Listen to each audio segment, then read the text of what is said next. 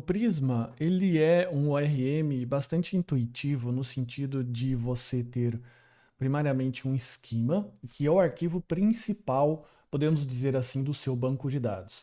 Aqui no Prisma, eu estou aqui na documentação dele, encorajo que você clique aqui no Quick Start e vá verificando aqui as opções, ok? O Prisma ele tem essas seguintes marcações, é como se fosse uma pseudo-linguagem de programação, muito parecida com o TypeScript, tá? Você não vai ter dificuldade nenhuma.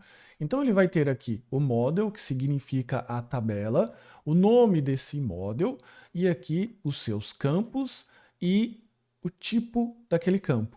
E dependendo do tipo que você coloca, você pode colocar uma anotação com esse arroba, que significa basicamente qual é o tipo de dado ou algumas informações adicionais.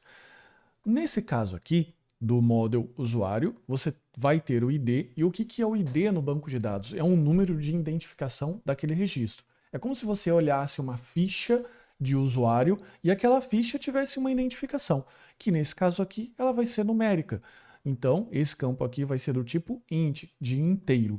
E aqui ele acrescenta a anotação de @id, porque ele vai informar ao Prisma que esse campo aqui armazena identificação de usuários. E mais, como valor default ou valor padrão, ele vai utilizar o método de auto-incrementar. Então, todas as vezes que você for criando um usuário, ele vai incrementando esse ID de 1, 2, 3, 4, 5, ele vai fazer esse controle automaticamente para você.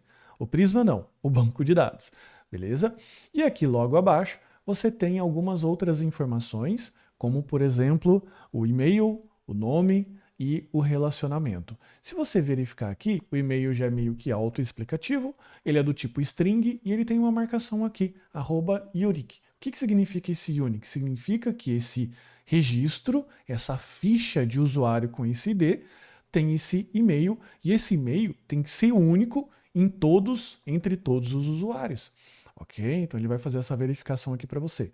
Nesse caso aqui, o nome, ele também recebe string, só que essa marcação aqui, como no TypeScript, significa que é uma marcação opcional. Significa que esse name ele pode ser nullable ou ele pode ser nulo. E aqui ele contém o relacionamento. Nesse caso, um usuário pode conter vários posts. E como é que eu sei? Porque eu vou olhar a anotação, que é o mesmo nome do model, e eu vou ver essa anotação aqui de array. Então, eu posso ter vários posts, que inclusive já está até aqui no plural. Olhando mais abaixo aqui, eu tenho então post, que tem o seu ID, com o mesmo esquema, title, content, e aqui a gente tem uma coluna diferente da que a gente está acostumado de ver de strings, que é boolean, que seria, então, booleano, aceita dois valores, true ou false. Nesse caso aqui, ele vai ter um valor default false. E como é que ele consegue saber os relacionamentos? Nesse caso, então, post contém sempre um autor, que no caso vem do model user, ok? Na qual terá essa configuração de relacionamento. Ele vai guardar o ID do usuário nesse campo, o author ID, e ele vai fazer referência ao campo ID, que no caso seria esse. Beleza? Então, basicamente, essa é uma estrutura bem geral. E aqui no Prisma, na própria documentação do Prisma, existem muitos casos aqui em que você consegue realmente fazer toda uma verificação aqui de como são os esquemas, quais são as possibilidades que você tem de utilizar os models, as marcações. Então ele tem muita coisa interessante, muita coisa legal. Recomendo que você olhe aqui, principalmente a parte de model, que ele define aqui o conceito de model, como que as coisas se relacionam, quais são os tipos de campo que você pode utilizar, como que você vai conseguir fazer relacionamentos, ok? Aqui no nosso curso a gente vai apenas, assim como no Docker, que eu já falei, apenas arranhar a superfície do Prisma, que já vai ser relativamente ok para você iniciar nos projetos. Mas, de novo, nosso intuito aqui é utilizar, é entrar no Prisma o suficiente para que a gente possa utilizar. Então, de novo, recomendo que, assim como no Docker, você possa estudar melhor o Prisma aqui durante a sua utilização, beleza? Agora, o que eu vou fazer? Nós iremos aqui criar um novo modelo, ok? Nesse modelo aqui, ele vai ser o modelo de snack. E lembra o que é o snack? O snack é o nosso produto. E se você analisar lá no seu código-fonte do front-end, você vai ver exatamente esses campos aqui. Então, no caso, teremos o ID, que é aquela configuração que nós já vimos, teremos um snack, que ele é do tipo string. E você ainda vai ver que eu acrescentei aqui uma marcação de anotação, que está um pouquinho diferente do Prisma, da documentação. Porque na documentação, ele só coloca string. Por que eu estou colocando aqui o varchar? Porque eu estou forçando que esse campo pode conter até 255 caracteres. Se você deixar apenas string, ele vai definir esse campo de uma forma muito maior e pode ocupar um pouco mais de espaço desnecessário no seu banco de dados.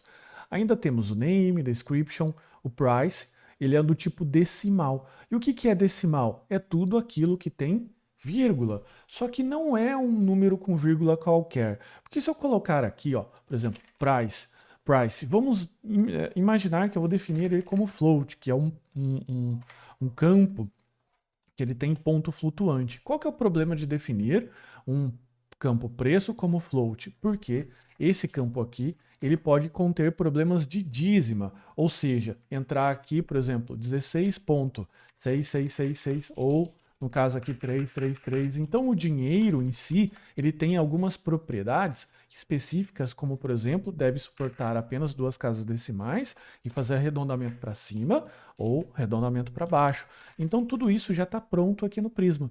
E o nome desse campo é decimal. Então desse decimal ele pode ter até 10 casas. Então vamos imaginar um número com 10 casas aqui, ó. 1, 2, 3, 4, 5, 6, 7, 8, 9, 10, 10, ok? E das 10 casas você vai reservar duas para ser a casa dos centavos. Então ele pode ter 8 unidades de reais e, obviamente, 2 unidades de centavos, que seria mais que o suficiente, né? Que a gente já está batendo casa de trilhão aqui no preço. Então, é meio que uma receita de bolo. Eu acrescento isso aqui como padrão para cada símbolo de dinheiro. E você também pode fazer o igual, eu recomendo. A imagem é do tipo string, e talvez você esteja me perguntando, poxa vida, mas lá eu tenho uma imagem, que é uma foto, ela não deveria estar armazenada no banco de dados? Não.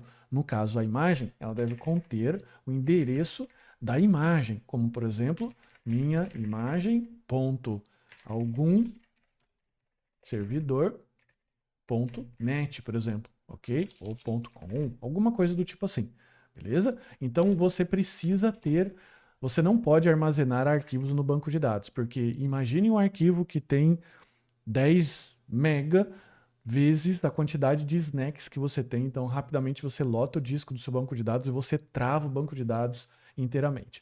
Depois nós temos aqui ainda mais duas colunas, que é o created at, como o próprio nome já diz, é a data de criação, e o updated at, que é a data da atualização. Aqui o create ele vem como default a data e hora atual, e esse aqui ele marca como um campo de atualização.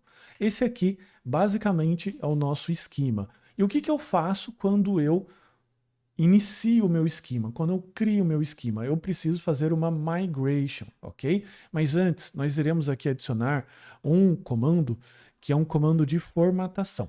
Aqui, ó, no nossos scripts. Lembre-se que tudo que eu digito no console, eu também posso digitar aqui nos comandos, para que fique mais fácil. Então, eu vou colocar aqui, ó, db, dois pontos, format, e aqui eu vou colocar prisma, format. Legal? Então eu vou bagunçar um pouquinho aqui, ó, só para você entender. Então eu vou colocar aqui npm run db format. E o Prisma prontamente formatou aqui as coisas. Legal? Então ele deixou aqui tudo bem armazenado. Então uma vez que eu tenho essas configurações aqui, eu já posso começar a trabalhar. Agora, o próximo comando que a gente vai integrar aqui é o comando de migração. O que é um comando de migração? Todas as vezes que eu acrescento alguma coisa no esquema, ou altero, ou removo, eu sempre tenho que refletir isso no banco de dados. E uma das formas de refletir isso é com o comando de migração. Tá? Então eu vou colocar aqui, ó, db migrate, que esse comando vai ser prisma migrate. e depois eu posso dar um nome, tá? Nesse caso aqui, eu vou deixar o Prisma perguntar para mim qual é o nome. Veja que eu já tenho uma iniciativa de tabelas que é o Snack, ok? Agora eu quero subir esse esquema para o banco de dados em si. Então a gente vai colocar npm run db migrate. O Prisma vai analisar, vai tentar fazer uma conexão, ele conectou e ele está perguntando aqui, ó, qual que é o nome da sua migração? Eu vou colocar aqui, ó, init, ok? Que é a minha primeira migração. Ele vai rodar essa migração no banco de dados e vai retornar tudo ok. Se você clicar aqui, você vai perceber que ele gerou um SQL para você. Qual que é esse SQL? É o SQL de Create Table. Olha só que interessante. Então veja que ele criou uma tabela chamada Snack com as configurações que eu havia solicitado e veja, inclusive, que quando eu coloco aqui, ó, string, ele define como text. Então toma cuidado. E por que que eu deixei image como text? Porque um endereço de imagem pode eventualmente ter mais que 255 caracteres, ok? Agora vamos dar uma olhadinha lá no banco de dados. Se eu navegar aqui até o meu banco de dados Develop, Schema, Public e Tables, você vai verificar que ele criou aqui para gente duas tabelas. Uma tabela de migração, que se eu clicar aqui e verificar, você vai ver que ele tem a última migração, a qual ele faz o controle das migrações, ou seja, ele vai fazer o batimento do que tem aqui com o que tem no banco de dados e, propriamente dito, a nossa tabela. Então, se a gente clicar aqui em SQL, nós iremos ver aqui, então, o campo aqui propriedades, nós iremos ver as colunas, iremos ver aqui então algumas informações que vão deixar claro para a gente que ele executou aqui o snack. E como é que funciona, né? A gente está aqui, ó, se você clicar aqui em View Data, All Rows, você vai verificar que a tabela está vazia. Como é que faz para a gente fazer uma primeira carga, que seria a carga daqueles snacks que estão lá no nosso db.json, do JSON Server? Vai ser exatamente o que a gente vai ver na próxima aula.